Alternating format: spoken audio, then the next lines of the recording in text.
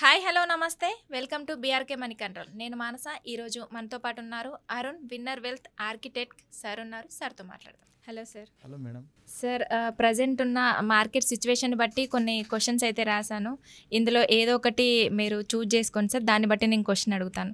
ఇందులో it's a good idea madam. And మొట్టమొదటగా మనకు ప్రపంచవ్యాప్తంగా ఉన్నటువంటి బీఆర్కే ఛానల్ వ్యూవర్స్ అందరికీ నా యొక్క హృదయపూర్వక అభివాదములు తెలుపుకుంటూ ఈ యొక్క రియల్గా మీ యొక్క ఆర్థిక వ్యవస్థ మీద, మ్యూచువల్ ఫండ్ దీని మీద నేను చెప్పదలుచుకున్నాను. ఎస్ మేడం, తీసుకోండి. సార్, ప్రజెంట్ ఉన్న ఇండియన్ మార్కెట్ ఎలా ఉంది కంపేర్ టు గ్లోబల్ మార్కెట్?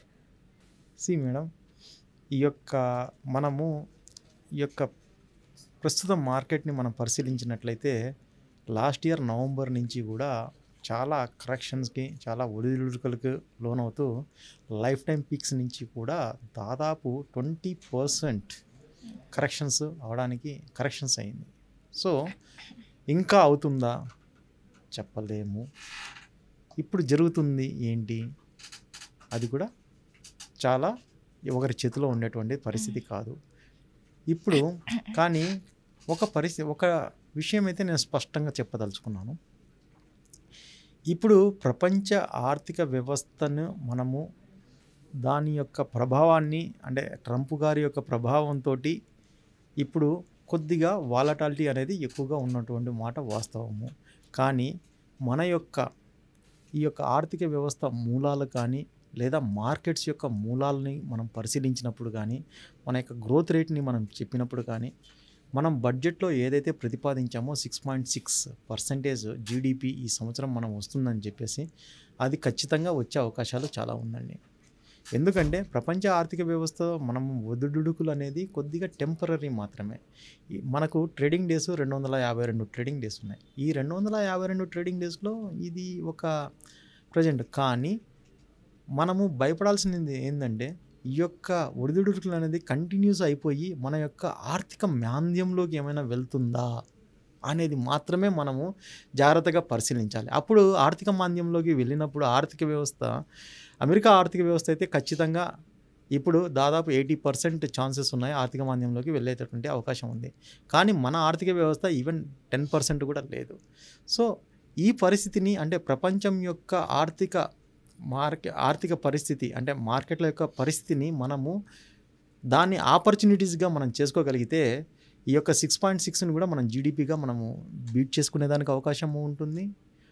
అలాగే మన యొక్క స్ట్రెంగ్త్ని మనము ఫస్ట్ ఎక్స్ప్లోర్ చేసుకోవడం ద్వారా, అంటే ఒక అమెరికన్ మార్కెటే కాకుండా మిగతా మార్కెట్లకి ఎక్కువ పెంచుకోవడం ద్వారా, సపోజ్ మీరు ప్రతి కంట్రీకి మనం 1% టార్గెట్ తీసుకొని ఎక్స్పోర్ట్స్ కానీ, లేదా మన యొక్క ఫిస్కల్ డెఫిషియట్ ఈ యొక్క ఆర్థికంలో మామూలుగా లాస్ట్ ఇయర్ 4.4 నుంచి 4.2 అండి, అంటే 0.2% మనము అనుకున్న దానికంటే ఎక్కువ సాధించామండి. అంటే ఫిస్కల్ డెఫిషియట్ని మనం తగ్గించగలిగాము. సో ఈ సంవత్సరం కూడా మనం కన్జంప్షన్, అంటే 12 లక్షల వరకు ట్యాక్సేషన్ అనేది కొద్దిగా లిబరలైజేషన్ చేయడం ద్వారా కన్జంప్షన్ అనేది పెరగడానికి అవకాశం ఉంటుంది.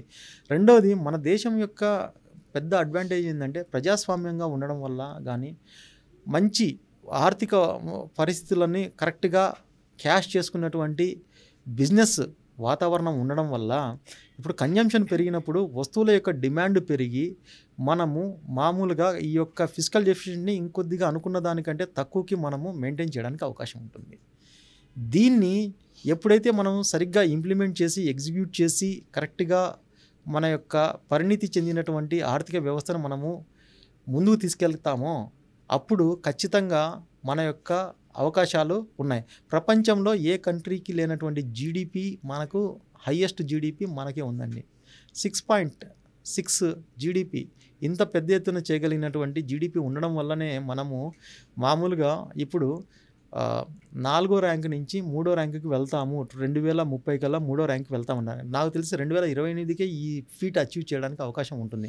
ఎందుకంటే ప్రపంచ ఆర్థిక వ్యవస్థలో మొత్తం ఇప్పుడు మనకంటే ముందున్నటువంటి ఇప్పుడు జపాన్ కానీ, మామూలుగా ఈ యొక్క యూకే కానీ యూకేని ఎప్పుడో బీట్ చేసామండి. మనం మామూలుగా జపాన్ని మనం ఇప్పుడు బీట్ చేయాలంటే జపాన్ కూడా చాలా ఎక్కువగా ఈ యొక్క ట్రంప్ యొక్క డెసిషన్స్ వల్ల ఇంపాక్ట్ అయింది కాబట్టి మనము ఆ అవకాశాన్ని అందిపుచ్చుకోవడానికి ఎంతో అవకాశం ఉంటుంది. సో మనము వరల్డ్ నెంబర్ 3 అవ్వడానికి ఎంతో దూరంలో మనం లేము. కానీ ఇప్పుడు మనం చేయాల్సింది ఏంటంటే ఒక క్రమశిక్షణ కలిగినటువంటి ఆర్థిక వ్యవస్థను మనము ముందుకు తీసుకెళ్లడంలోనే ఈ యొక్క అభివృద్ధి సాధ్యమవుతుంది. దీనికి ప్రతి ఒక్కరూ సహకారం కావాలి. ఒక గవర్నమెంట్ ఒకటి అనుకుంటే కాదు, ఒక ఇన్వెస్టర్స్ తరపున కూడా ఒక చక్కని గైడెన్స్ ఉండాలి, చక్కని ఇన్వెస్ట్మెంట్స్ ఆ రకంగా వెళ్ళాలి. ఆ రకంగా చూసుకుంటున్నప్పుడు 100% మనకి చాలా అవకాశాలు చాలా ఎక్కువగా మెండుగా ఉన్నాయండి. ఇప్పటికైతే మాత్రం 65-70% ఆ రకంగా గవర్నమెంట్ ముందుకు తీసుకెళ్ళడానికి అవకాశం ఉంటుందండి. ఇంకొక 30% మిగతా అన్ని రంగాల నుంచి మనకు సపోర్ట్ వచ్చినప్పుడు ఖచ్చితంగా ఈ ఫీట్ని మనం సాధించడానికి అవకాశం ఉంటుందండి. Okay sir, thank you.